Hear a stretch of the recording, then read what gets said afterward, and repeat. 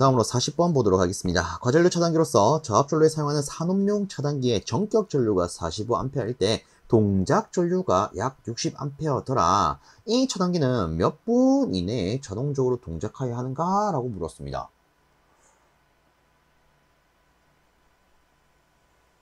일단은 여기 보면 뭐 산업용 차단기라고 되어 있는데 여기서 이 과전류 트립 동작 시간에 대해서 좀 떠올려 보면 요런 내용이 있습니다. 자, 일단 한번 적어 볼게요. 전격 전류 기준을 하나 먼저 나누어 볼 건데 일단 하나는요 63A 이하, 그 다음에 하나는 63A 초과.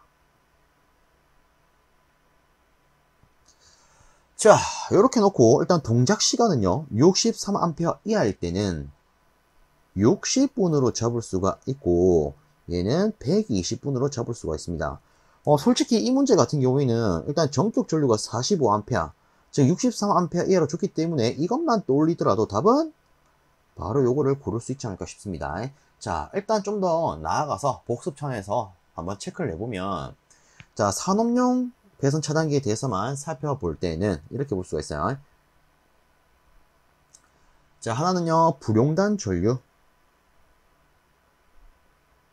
하나는 용단 전류.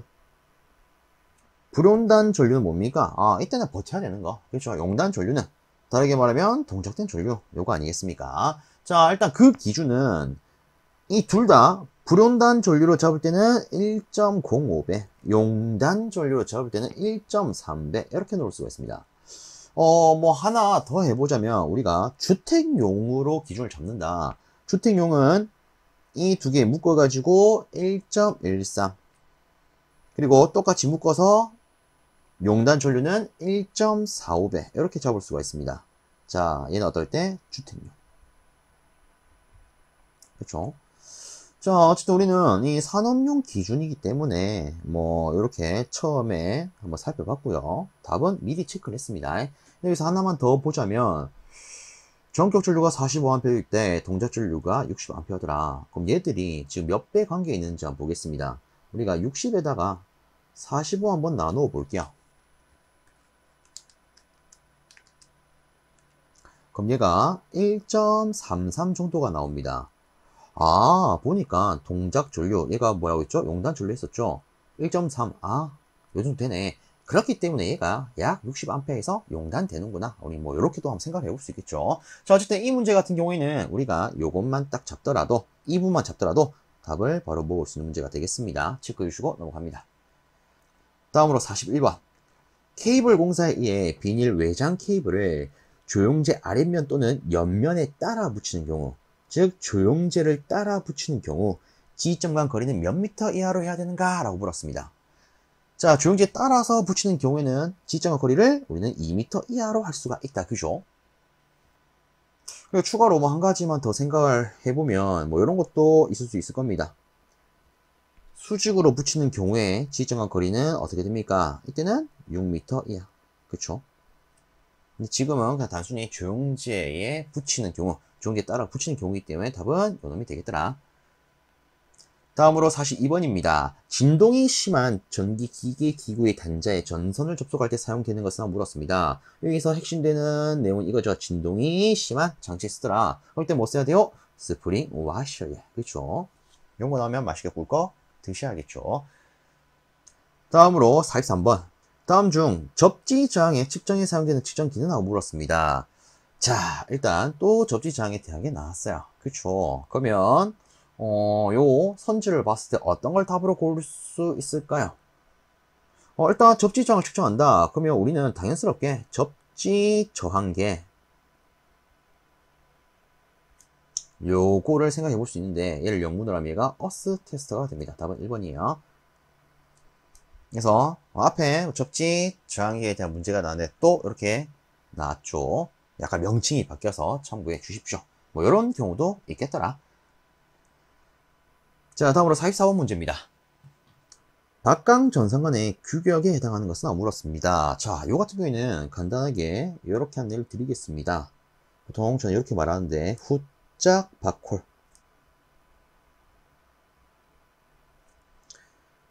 얘는 뭐냐? 후강 전선과는 기본적으로 그 구역이 짝수, 박강 전선과는 홀수더라. 솔직히 요거 알면 이 문제 끝납니다. 주어진 선지에서 홀수인 건 4밖에 없죠. 끝! 물론 좀 더 정확하게 들어가자면 이 후강 전선관 같은 경우에는 내경을 기준으로 하고 박강은 외경을 기준으로 합니다. 어쨌든 이 후짝 밖으로 안다면 요거 나왔을 때 우와 이구야 이런 맛있는 문제가 하면서 딱 고를 수 있겠죠. 자, 이렇게 간단히 체크해봤고요. 넘어갑니다. 다음으로 45번 DV 전선은 다음 중 어떤 것을 말하는가 하고 물었습니다. 자, 요 놈이 뭐예요? 바로 체크하면 임용 비닐 절연 전선이 되지요. 끝. 자, 이렇게 간단히 체크하고요. 넘어갑니다.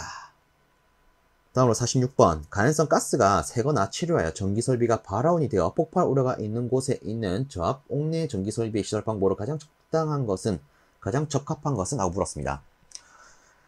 자, 일단 보통 이제 이런 문제가 나온다. 오, 이거 뭘 골라야 되지? 라는 생각이 들 때 일반적으로는 합, 금, 캐 떠올리면 끝납니다. 답은 금속관 공사. 좀 더 정확하게 들어가면 이렇게 볼 수가 있습니다. 그 특수 장소에 설치하는 기준에 따라서 제가 한번 적어보면 일단 첫 번째로 폭연성 먼지가 있습니다. 폭연성 먼지가 체류하는 장소, 그 다음에 가연성 가스가 체류하는 장소, 그 다음으로 가연성 먼지, 그 다음에 기타 위험물.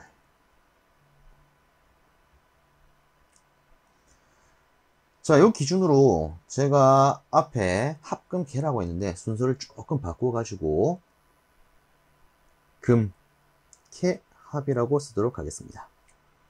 얘가 뭡니까? 금속관, 얘가 케이블, 얘가 합성 수지관이 되겠죠. 실제 금속관은요, 그 성능이 뛰어나기 때문에 얘는 어떤 장소든 간에 시설할 수가 있습니다. 아시겠죠? 그래서 이 문제에 있어서 답이 금속관이 되는 거죠. 자, 물론 케이블도요, 실제 성능이 겁나 좋기 때문에 모든 장소에 다 쓸 수가 있습니다. 근데 좀 더 자세히 들어가면 이런 게 있어요.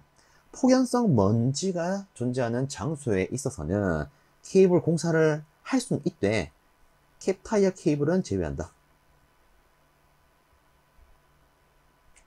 자, 그리고 합성 수지관 같은 경우에는요, 실질적으로 폭연성 먼지, 가연성 가스가 있는 장소에서는 쓸 수가 없도록 되어 있습니다. 나머지는 쓸 수 있더라. 그래서 뭐 이런 게 있더라. 참고적으로 보시면 좋을 것 같습니다. 다음으로 47번 합성 수지관을 쉐들 등으로 지지하는 경우에 지점간 거리는 몇 미터 이하입니까? 라고 물었습니다. 자, 일단 합성 수지간의 지점간 거리는 얼마야? 1.5m 이하더라. 요거 체크를 좀 해주시고요. 여기서 추가적으로 뭐 하나 정리를 하자면 실제 이런 게 있습니다.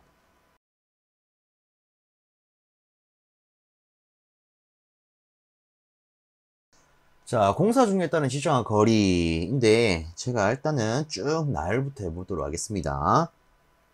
자, 일단 첫 번째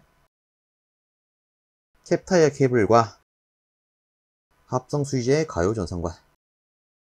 자, 그 다음에 두 번째는요, 합성 수지관. 자, 그 다음에 세 번째 금속관, 그리고 라이팅 덕트. 자, 그 다음으로 네 번째 애자 공사. 그 다음에 다섯 번째 케이블 공사. 그 다음에 여섯 번째 금속 덕트, 버스 덕트. 자, 이 각 공사에 있어서 지휘점과 거리는 어떻게 되느냐. 일단 캡타이어 케이블과 합성 수지의 가요 전선과는요 1m 이하입니다. 자, 그 다음에 합성 수지관은요 우리가 방금 체크했던 1.5m 이하. 자, 그 다음에 금속과 라이팅 덕트는요 2m 이하. 자, 그리고 애자 공사도 실제 2m 이하가 됩니다. 근데 여기서 한 가지만 추가로 더 적자면 참고적으로 보셔도 되지만 실제 이런 내용이 있습니다. 400V 초과 그리고 조영제를 따라서 시설하지 않을 때, 이때는 6m 이하로 할 수 있더라. 자, 그 다음에 케이블 공사. 이 친구도 실제 2m 이하가 되는데, 얘는 일단 아래쪽 거랑 좀 같이 묶어서 하나 더 안내를 드리겠습니다. 자, 이어서 금속 덕트랑 버스 덕트 같은 경우에는 3m 이하로 지정한 거리를 두는데, 일단 얘를 묶어가지고 뭘 하나 더 쓸 수가 있느냐. 수직으로 시설하는 경우에는 지정한 거리가 6m 이하로 할 수 있더라. 그래서 뭐 추가적으로 얘들을 쓰기 위해서 이렇게 나눴지, 여러분 입장에서 좀 더 쉽게 들고 가고 싶다, 얘를 일반적 기준으로 묶어서 들고 가시면 됩니다. 그럼 싹 다 어때요? 2m 이렇게 되겠죠. 그쵸? 그래서 요걸 하나 정리를 해 봤는데, 요 참고적으로 봐놓으시면 도움이 되지 않을까 싶습니다.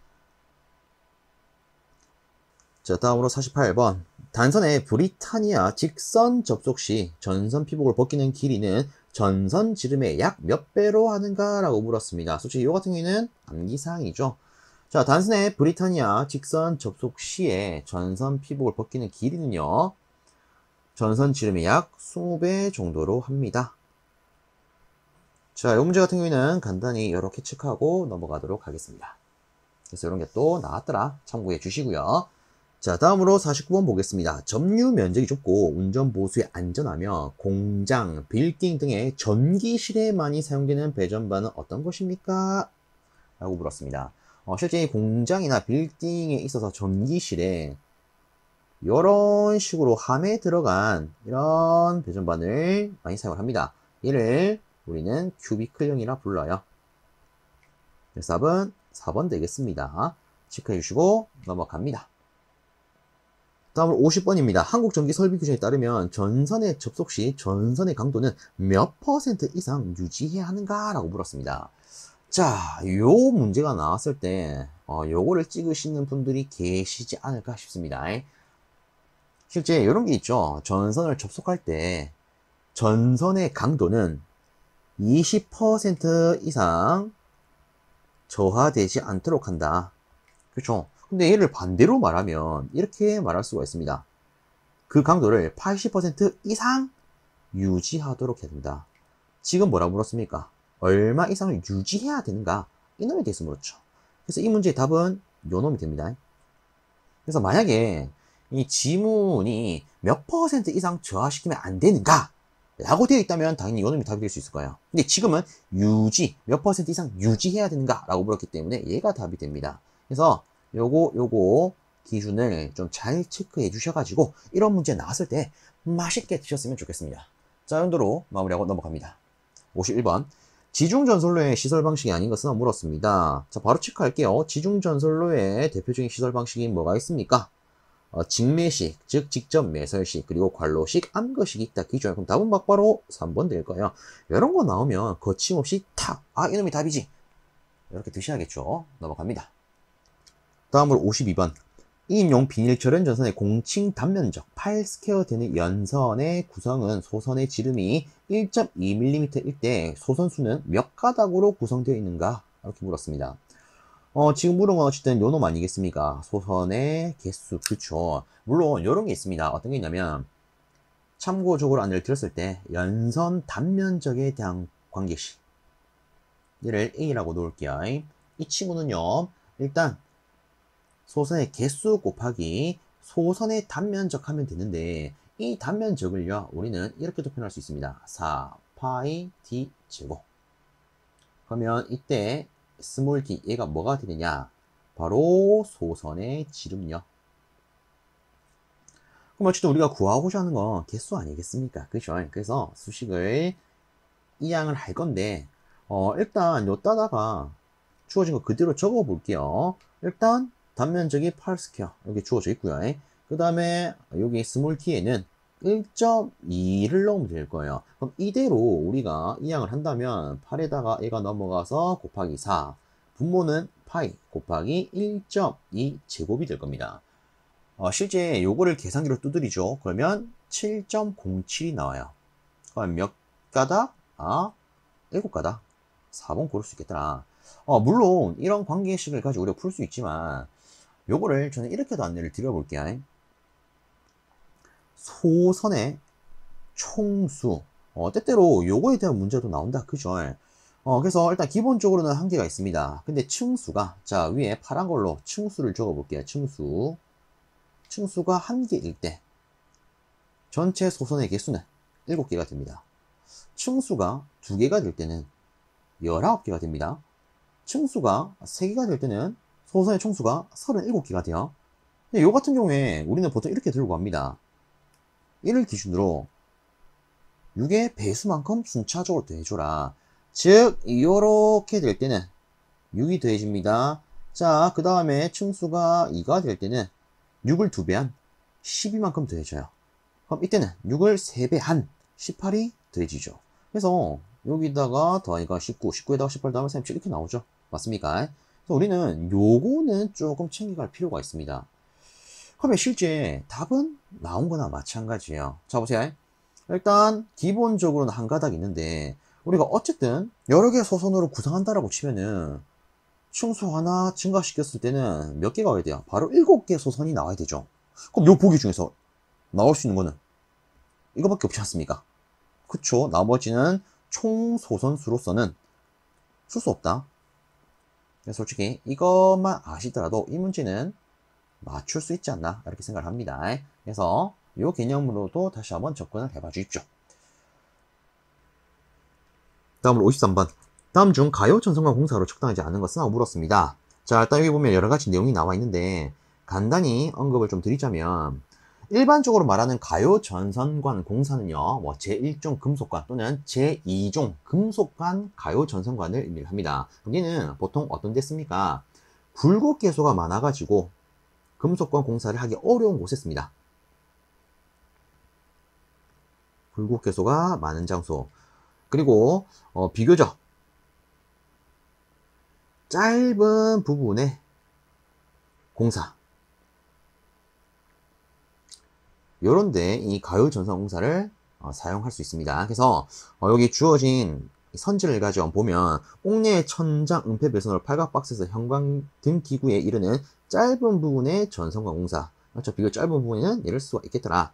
그 다음에 두 번째, 프레스 공작기계 등의 굴곡 개수가 많아서 금속관 공사가 어려운 부분의 전선관 공사. 여기도 가요 전선 공사를 쓸 수가 있겠더라. 그리고 세 번째, 금속관에서 전동기포에 이르는 짧은 부분의 전선관 공사. 짧은 부분. 그래서 이런 개수에는 이 가요 전선 공사를 쓸 수가 있더라. 근데 네 번째 봅니다. 수변전실에서 배전반에 이르는 부분의 전선관 공사. 실제 이 수변전실에서 배전반에 이르는 부분 같은 경우에는 비교적 대전류가 흐릅니다. 대전류. 그럼 이 부분 같은 경우에는 실질적으로 무슨 공사를 하느냐? 이 버스 덕트 공사를 써요. 즉 가요 전선관 공사가 아니라 버스 덕트를 가지고 공사합니다. 그래서 실질적으로 답은 4번이 됩니다. 아시겠죠? 그래서 요거는 이렇게 한번 생각을 해보십시오. 우리가 일반적으로 알고 있는 대중교통의 대표적인 게 이 버스입니다. 버스는 사람들을 많이 태울 수가 있어요. 맞습니까? 그래서 버스 덕트도 마찬가지입니다. 전류를 많이 태울 수가 있어요. 아시겠죠? 그래서 전류가 많을 때에는 버스를 태워 보내는 게 좋더라. 그래서 대전류면 버스 덕트. 이렇게 좀 생각하면 좋지 않을까 싶긴 한데 어쨌든 요거는 참고적으로 보시면 어떨까 싶습니다. 자, 여튼 이런 문제도 나왔더라. 참고해 주시고요. 다음 문제 넘어가도록 하겠습니다. 다음으로 54번. 무대 마루 및 오케스트라 박스, 영사실, 기타 사람이나 무대 도구가 접촉과 우려가 있는 장소에 시설하는 접옥내 배선, 전구선 또는 이동 전선은 사용 전압이 몇 볼트 이하여야 하는가? 라고 물었습니다. 자, 이처럼 무대 기준으로 나와 있을 때 이런 이동 전선의 사용 전압은 400V 이하로 해야 됩니다. 요거 체크해 주시고요. 다음 문제 또 바로 넘어가 보도록 하겠습니다. 다음으로 55번. 다음 중 금속 전선관 부속품이 아닌 것은? 물었습니다. 간단히 체크를 해보자면 이 금속 전선관 부속품에는요, 여기는 로크너트, 그리고 노말 밴드, 커플링, 그리고 기타 부싱이나 엘보, 이런 것을 생각해 볼 수가 있습니다. 그래서 이 문제에서 답은 2번이 되더라. 그래서 이런 것도 나왔구나 체크해 주시고 넘어갑니다. 다음으로 56번. 박스 내에서 가는 전선을 접속할 때 가장 적합한 것은? 하고 물었습니다. 자, 일단 힌트를 제가 체크해놨는데 박스 내 가는 전선 나오면 우리는 어떤 걸 생각할 수 있습니까? 여기 있는 직고리 접속을 생각할 수 있습니다. 그렇죠? 그래서 이 박스 내에서 가는 전선을 접속할 때 직고리로 한 다음에 우리가 그 위에 뭐 추가적으로 하나 더 생각을 하자면 와이어 커넥터를 씌우더라.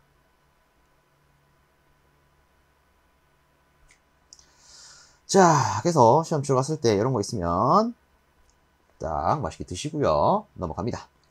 다음으로 57번 일정 값 이상의 전류가 흘렀을 때 동작하는 계전기나 물었습니다.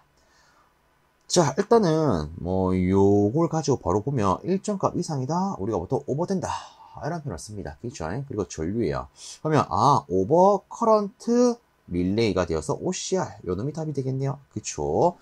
뭐 간단히 하나만 좀 체크를 하자면 여기에 기준 전압이 있습니다. 요 놈을 기준이라 합시다. 혹은 전격값. 자, 얘도 마찬가지요. 기준 전류 혹은 전격 전류가 있습니다. 실제로 이런 기준이 되는 전압과 전류가 들어와야 되는데 어떤 경우에는요, 과한 전압 혹은 과한 전류가 흐를 수가 있을 거야. 그럼 이때 장치들을 보호하기 위해서 어떤 계전기를 씁니까? 간단합니다. 기준보다 과하대요. 우리가 영어로 하면 오버라고 합니다. 근데 뭐가 과해요? 전압이요. 그래서 이때 쓰는 계전기를 오버 볼테이지 릴레이 OVR이라고 부릅니다. 그래서 얘를 우리말로 쓰면 과전압 계전기. 전류도 마찬가지요. 과할 때 뭘 쓴다? 우리가 방금 체크한 오버 커런트 릴레이를 쓴다. 얘가 과전류 계전기입니다. 그래서 전류가 일정 값보다 과할 때 동작을 하더라. 자, 그럼 반대로 기준값보다 작게 걸려서 문제가 되는 경우도 있을 겁니다. 맞습니까? 자, 기준값보다 작다. 얘를 우리가 언더라고 표현을 합니다. 그래서 이때 쓰는 계전기를 언더 볼테이지 릴레이라고 해서 부족 전압 계전기가 있더라. 그럼 전류도 마찬가지입니다. 모자랄 때 언더 커런트 릴레이 쓰더라. 그래서 얘가 부족 전류 계전기.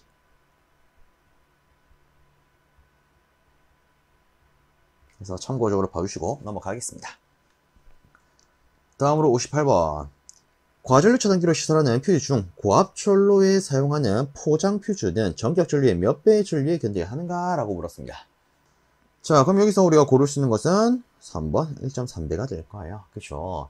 자, 일단 뭐 간단하게 조금 체크를 해보자면 이런 내용이 있습니다.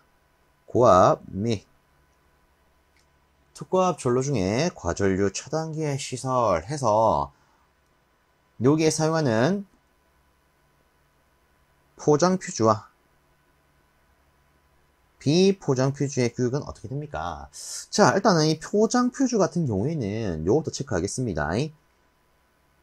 첫 번째로 견뎌야 하는 전류 배수가 있습니다. 자, 그럼 이때 이 포장 퓨즈는 몇 배까지 버텨야 됩니까? 우리가 방금 체크한 1.3배까지요. 그럼 비포장은요? 살짝 떨어집니다. 1.25배.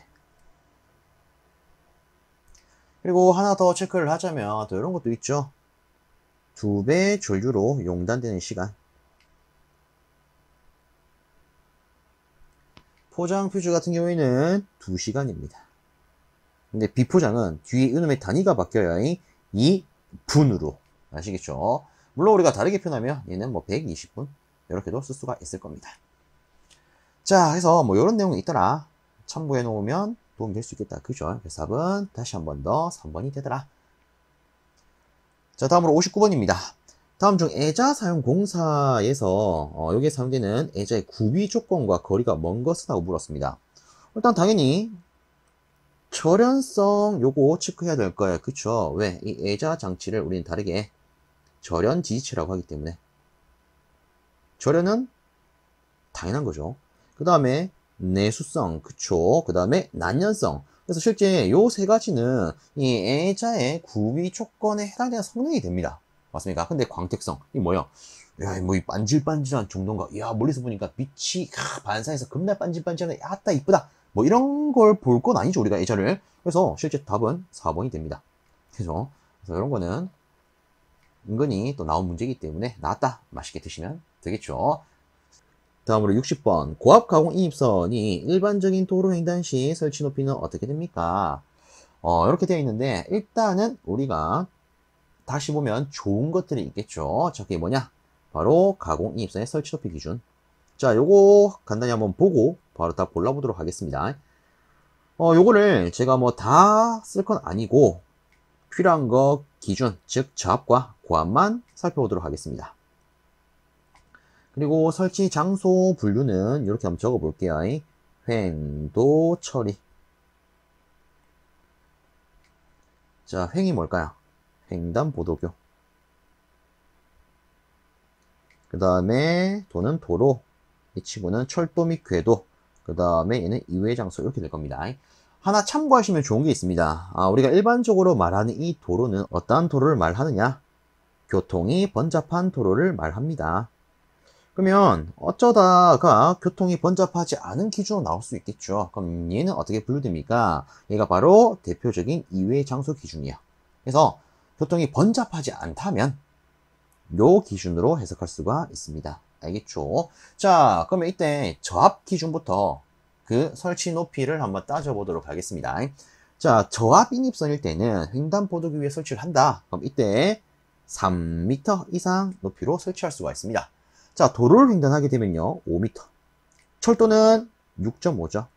솔직히 철도 같은 경우에는 뭐만 하면 다 6.5이기 때문에 요거는 여러분들이 쉽게 떠올릴 수 있으실 거예요. 자, 그 다음에 이외 장소. 얘는 4m가 됩니다.